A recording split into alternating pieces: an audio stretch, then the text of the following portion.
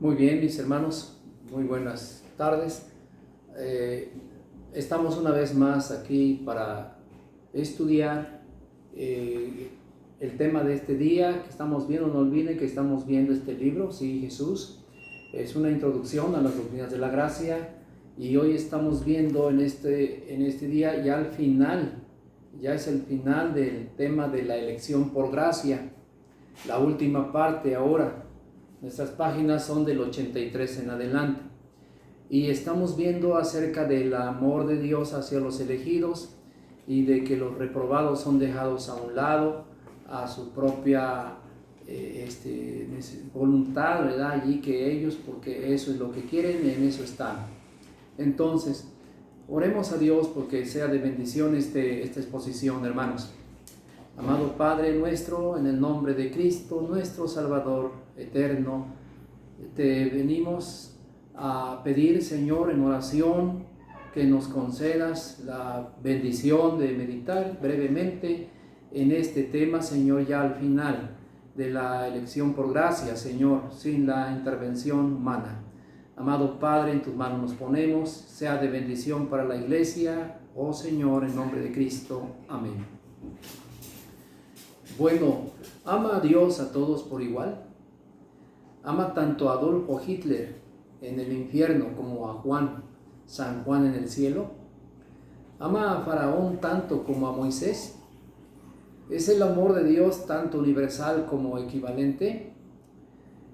Cuando leemos en la Biblia el pasaje de Romanos capítulo 9, versículo 13, este concepto de la universalidad de los salvos viene por los suelos, hecha por tierra.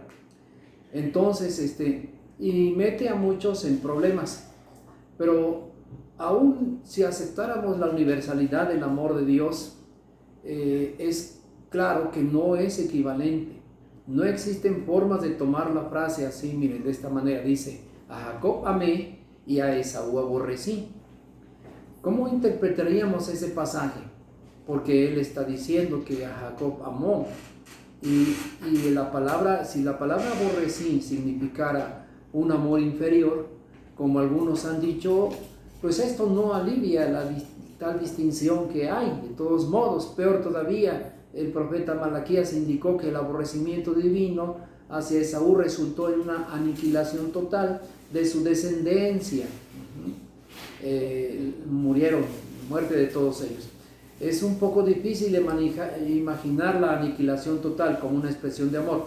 Bien, pero en el versículo, ni aún el famoso texto de Juan 3:16 que dice, de tal manera amó Dios al mundo, no apoya tampoco este punto de vista universalista. Incluso si se podría mostrar que la palabra ambigua mundo significara todo ser humano, nada indica que el amor de Dios es equivalente para todos. Nunca la Biblia habla del amor de Dios excepto en referencia al pueblo, a su pueblo. Amor de Dios por su pueblo. Tampoco se puede evitar los textos que indican un amor particular para los elegidos. Dice, escogidos de Dios, santos y amados, en Colosenses 3:12. También menciona en 1 de Tesalonicenses 1:4, porque conocemos, hermanos amados de Dios, vuestra elección. Luego entonces, este amor que Dios nos prodiga es para sus elegidos, y siempre del amor de Dios que lo menciona la Biblia, es para sus elegidos, lo conecta con su pueblo. Es muy valioso proclamar el amor de Dios como uno de sus atributos principales, mientras esté equilibrado con la santidad de Dios, con el señorío de Cristo. De otro modo, tal proclamación se puede producir en la mente del oyente un concepto de Dios como un gran abuelito celestial que nunca haría daño a nadie, que tiene un amor pasivo y frustrado, amando a todos en general sin amar a nadie en particular, un Dios impotente y frustrado que espera en vano que el hombre responda a sus rogativas. Ese concepto agrada mucho al hombre moderno, pero porque no representa ningún peligro para él. No es por nada que vivimos en una generación que no teme a Dios. En el Nuevo Testamento los apóstoles predicaron el arrepentimiento ante Dios y la fe del Señor Jesucristo, pero reservaron el mensaje de amor mayormente para los creyentes. Tenemos los textos, por ejemplo, de Salmo 5:5, Proverbios 15:9, Juan 13:1, Juan 14:21 y 23, Romanos 1:7, Romanos 11:28, Segunda de Tesalonicenses 2:13, Hebreos 12:5 y 6, Santiago 2:5. Esto tiene que terminar, tiene que ver como un completo de todo este punto, hermanos. En tercer lugar, de vista argumenta que Dios ama al mundo entero o en su capacidad de creador. Oigan, miren, dicen allá que Dios ama al mundo entero en forma particular como su creador, pero a sus hijos en su capacidad como padre. A unos los toma como el amor hacia su creación y a otros los toma como el amor como siendo Él el Padre. Su amor como creador se extiende a todos porque sus hijos también son parte de su creación. Este es el concepto que se basa mayormente en que Dios tiene ciertas bendiciones para todos sin distinción humana. Estas bendiciones incluyen la preservación de la raza, la lluvia y cosechas para todos, y provisión de habitaciones para los pueblos varios. En la teología llamamos estas bendiciones gracia común, para distinguirla de la gracia especial, que es la salvación. Estas bendiciones comunes comparadas con el amor particular divino para los elegidos han guiado a algunos teólogos a crear una distinción en el amor de Dios. Pero qué consuelo profundo para los elegidos al conocer que Dios los ama con un amor especial y eterno. Esto es lo que tenemos. Un autor cristiano dice, si él siente que la decisión divina fue condicional, entonces este hombre depende de su aceptación a Dios. Entonces el hombre puede imaginar que el amor de Dios también es condicional. El amor significaría que es el resultado de un contrato ofrecido por Dios, diciendo, yo te amaré, dice Dios, y si me amas a mí también, entonces te amaré más todavía. Pero si él cree que Dios lo ha amado con un amor eterno y por lo tanto lo ha escogido y lo ha llamado, el sentido del amor es más profundo. Entonces, regresando al tema principal, precisemos sobre Romanos 9:16. Romanos 9:16 dice de esta manera: así que no depende del que quiere ni del que corre, sino de Dios que tiene misericordia. Este versículo tal vez es el más importante en todo el capítulo 17 del 9. Y así que Pablo introduce una conclusión consoladora o devastadora para muchos. La elección no tiene ninguna base en la voluntad humana. Tal versículo rinde en vano todo intento de argumentar en favor del poder de la voluntad humana como base de la elección. Sin embargo, Pablo nunca niega la existencia de la voluntad humana, ni comenta sobre sus habilidades. Así, por ejemplo, el hombre dice, yo voy a usar un pantalón negro, o voy a usar un pantalón blanco, o de otro color, una camisa blanca, o una camisa de otro color. Son voluntad humana. No tiene nada que ver con el asunto.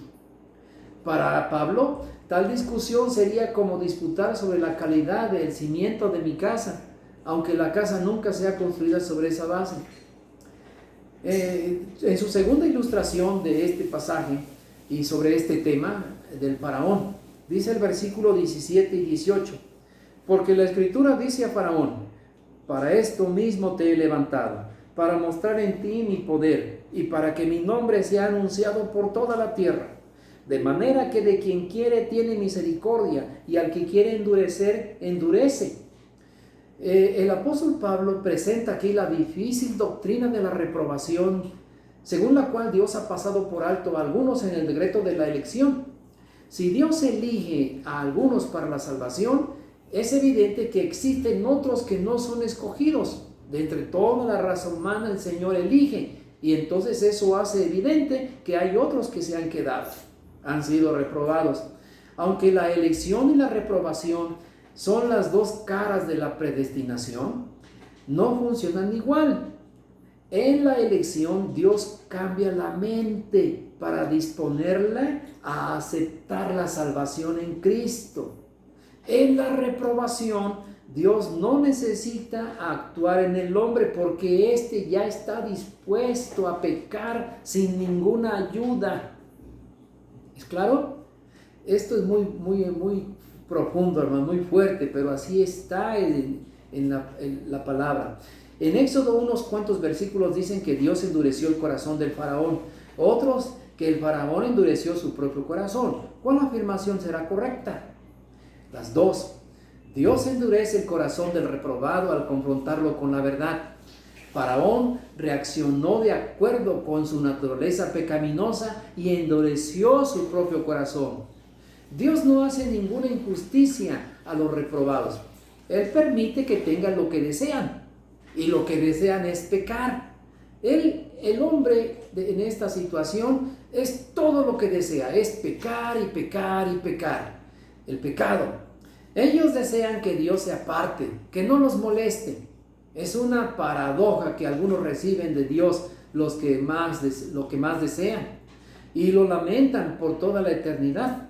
Otros reciben de Dios lo que menos deseaban, hasta que Dios les da nuevos deseos. Interesante, ¿verdad? Y serán agradecidos para siempre. No es una injusticia, es una justicia poética. La diferencia está en la misericordia de Dios y no en la superioridad moral de los elegidos. Los elegidos, al igual que los reprobados, son pecadores, somos pecadores todos. ¿Cuál es la diferencia? No somos nosotros, sino es la misericordia de Dios mostrada hacia los elegidos.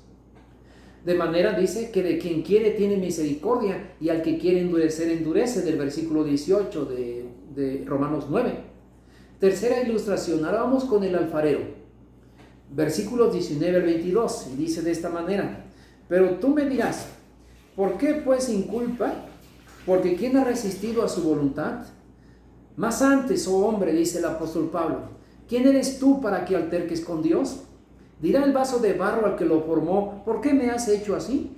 ¿O no tiene potestad el alfarero sobre el barro para hacer de la misma masa un vaso para honra y otro para deshonra? ¿Y qué? Si Dios, queriendo mostrar su ira y hacer notorio su poder, soportó con mucha paciencia los vasos de ira preparados para destrucción. Los antipredestinarios creen que la ilustración de Pablo no puede aplicar a la situación humana, pensando que el hombre tiene voluntad y pensamiento, características superiores a las que puede poseer un simple vaso de barro. Sin embargo, Pablo no niega que el hombre tenga voluntad, simplemente rechaza que la idea de que la voluntad humana sea la base de la elección está mal. Dios, el alfarero, prepara varios vasos para deshonra, los reprobados, como una demostración del justo juicio de Dios, y vasos para honra, los elegidos, para expresar su gloria, la gloria de su gracia.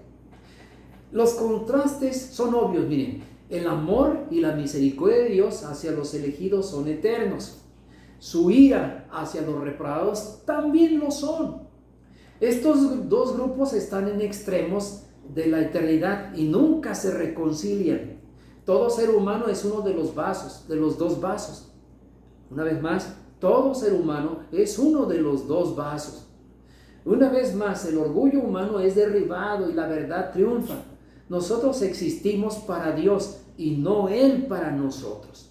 Esto es importante, que nosotros querramos controlar y tener nuestros pensamientos, que así tiene que ser como piense Dios, conforme nosotros pensamos, es una cosa, pero la Biblia nos muestra que somos nosotros los que existimos para Dios y no Él para nosotros. Es importante derribar esa base de orgullo que existe en el corazón, que hace que el hombre piense que ha sido su voluntad la que ha hecho que Dios lo salve, y no al revés. Pero este es el punto que estamos discutiendo. y que la Biblia hace a un lado porque no es el correcto. En Efesios 1 dice, habla de las causas y los efectos. Por ejemplo, en este pasaje nos dice de los versículos 3 al 11 varias cosas. En el momento en que usted lo tenga ahí en la mano, por favor léalo. Pero aquí encontramos esto, dice el versículo 4. Dice, según nos escogió en Cristo antes de la fundación del mundo, para que fuésemos santos y sin mancha delante de Él. Esto quiere decir que todas las bendiciones espirituales que nos llegan tienen su causa en que Dios nos escogió antes de la fundación del mundo. Las bendiciones de Dios sobre nosotros nos llegan porque Él nos escogió para salvación, para vida eterna, y nos llegan esas bendiciones que tiene preparadas para nosotros. Así, la elección es la causa, la elección es la causa, y las bendiciones espirituales son el efecto. ¿Entendemos esto, hermanos? Vamos una vez más. La causa es que Dios nos eligió. Por lo tanto, entonces el efecto son las bendiciones que nos llegan toda la vida. Todo el tiempo nos está bendiciendo el Señor, en las buenas y en las malas. La bendición de Dios nos llega a nosotros porque ese es el efecto de la causa, que es que Él nos eligió. Es una de estas bendiciones, y una de estas es la santidad, dice, para que fuésemos santos y sin mancha delante de Él, dice el pasaje, versículo 4. Entonces, Pablo no nos concede el lujo de poner al revés este orden, el orden de las cosas, imaginar que la santidad que Dios previó en nosotros es el orden de las cosas, es lo que causa que nuestra elección, o en otras palabras, el que pensando así como ellos, dicen los que están en contra, los antipredestinarios, los que no están de acuerdo en la elección, en que Dios nos haya escogido desde antes. Ellos dicen que sí, Dios nos escogió, pero porque vio que íbamos a creer, que íbamos a aceptar, y por eso nos eligió. Esto es contrario a las Escrituras. En realidad, nadie es digno de la salvación si no fuera por la misericordia que Dios tuvo sobre nosotros y nos eligió, y entonces es esta elección, y por ende vienen los resultados llenos de bendiciones, que son el número de bendiciones que recibimos desde toda la vida, desde toda la vida. Si fuera así, entonces que Dios eligió al hombre porque vio que iban a creer, entonces tendríamos que decir que Dios nos puso en Cristo porque vio que éramos santos. No porque vio que éramos pecadores, sino porque vio que éramos santos.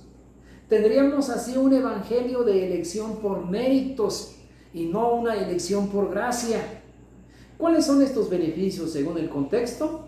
Santidad, amor de Dios, adopción, dice el versículo 5, aceptación completa, redención, dice el versículo 6, por la sangre de Cristo. Versículo 7, sabiduría e inteligencia espiritual, versículo 8. Sellados por el Espíritu Santo, versículo 13. Varios son los argumentos que intentan refutar la clara explicación que Pablo da. Dice, el primer argumento, él habla de la elección mencionada aquí, se refiere al plan divino de incluir a los gentiles en la oferta de la salvación, no a la elección de individuos específicos. Ok, el problema con tal interpretación es que Pablo no era gentil. Pablo era judío, pero persistió en usar nuestros y nos, y en plural los verbos como tuvimos herencia y dándonos. Se incluyó él mismo en el plan de la predestinación. En el versículo 13 dice, en él también, versículo 13 de Romanos, versículo 13 de Efesios 1, en él también vosotros, habiendo oído la palabra de verdad, el evangelio de vuestra salvación, y habiendo creído, fuisteis sellados con el Espíritu Santo de la promesa. Entonces, lo cual muestra que no estaba pensando en los gentiles específicamente, sino entre ellos. El versículo 1 al 11 estaba pensando en los creyentes en general, no en los gentiles solamente. El segundo argumento que asegura las frases en Cristo y en Él quieren decir que Dios sabía que estaríamos en Cristo y que en base a ello nos escogió. Pero la fe salvadora es en sí misma una obra de la gracia de Dios. No tenemos fe, no hay fe en realidad, es una obra de la gracia de Dios. Creemos porque Dios nos dio la bendición, el don de la fe. Es Él mismo que nos ha dado esto.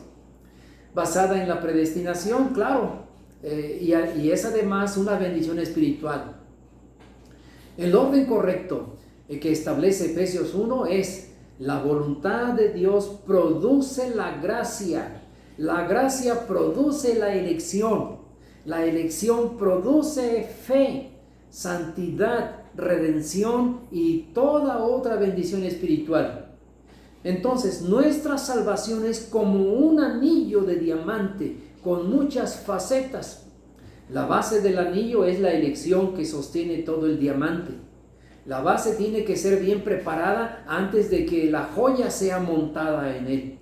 De la misma manera, era necesario que el decreto de la elección precediera de todo otro aspecto de nuestra salvación.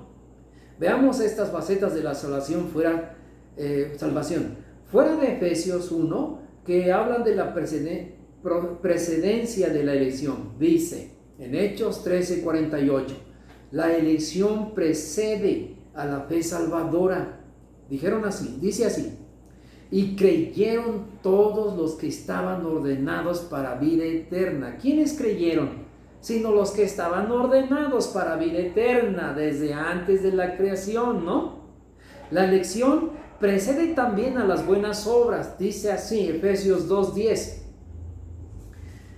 Porque somos hechura suya, creados en Cristo Jesús para buenas obras, las cuales Dios preparó de antemano para que anduviésemos en ellas.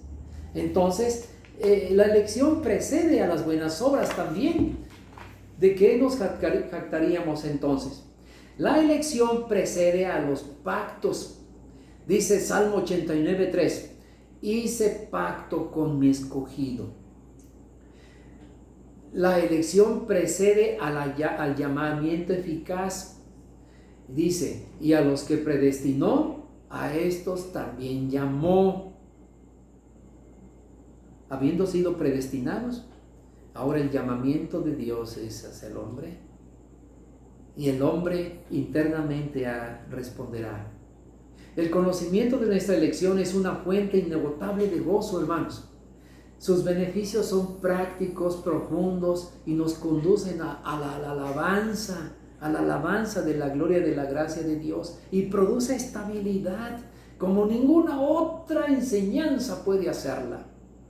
Efesios 1:6 dice, para alabanza de la gloria de su gracia, con la cual nos hizo aceptos en el amado.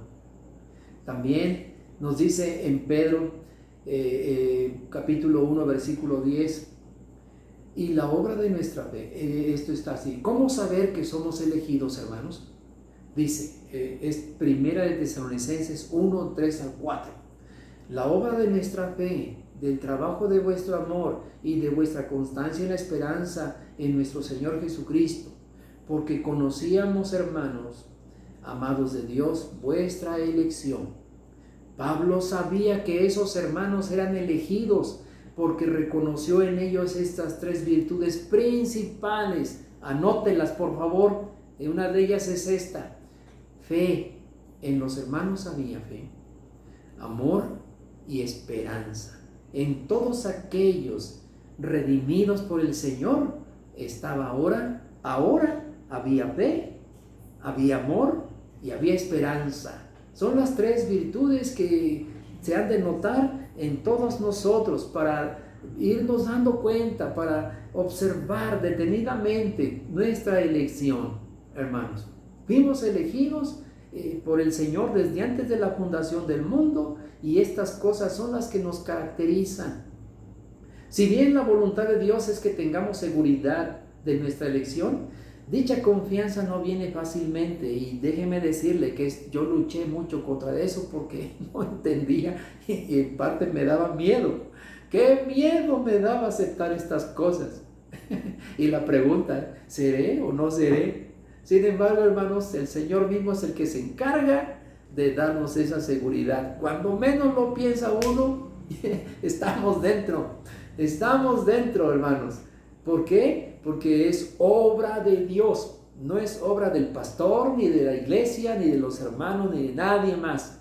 Es obra divina, la seguridad, la convicción que nace, que viene a nuestra vida, de que así son las cosas y estamos incluidos en ellas. Tanto más, dice el apóstol Pedro, tanto más, procurad hacer firme vuestra vocación y elección, porque haciendo estas cosas no caeréis jamás. En 2 de Pedro 1:10, termino. Algunos incrédulos, por medio de su voluntad, alcanzan cierto progreso en el desarrollo de tales virtudes. ¿Te parece también? Algunos incrédulos llegan a tener estas cualidades que se parecen, no que sean, pero se parecen mucho a ello, pero a pesar de su esfuerzo, su interés, tiene un fin y regresan a su naturaleza pecaminosa, de buenas a primeras, una vez más se van, una vez más regresan allá. Es un proceso de perfección a largo plazo. Esto solo es posible por el poder del Espíritu Santo. En este proceso largo que se distinguen los elegidos, es en esto en lo que se distinguen los creyentes elegidos por gracia. Los textos de Pablo y Pedro nos ayudan a reafirmar nuestra elección. El progreso espiritual para la gloria de Dios es la conformación del decreto divino, mis amados hermanos. Dios decretó nuestra salvación desde antes de la fundación del mundo, ¿sí? Habiendo sido predestinados para ser santos y sin mancha en medio de una generación maligna y perversa, por gracia. Dios nos bendiga, hermanos.